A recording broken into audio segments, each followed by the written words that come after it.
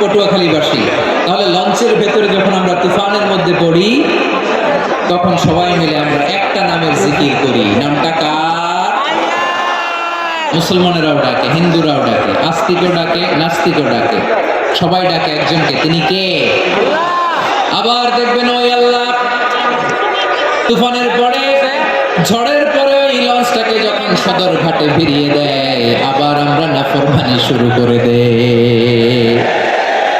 সে কোথায়? আল্লাহ বলেন ফাইদা রাকিবু ফিল ফুলকি দা'আল্লাহা মুখলিসিনা লাহুদ্দিন ফালাম্মা নাজ্জাহুম ইলাল বাররি ইযা হুম ইউশরিকুন।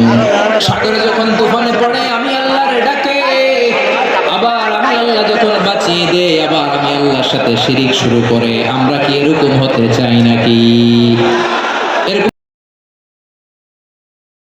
আমরা তুফান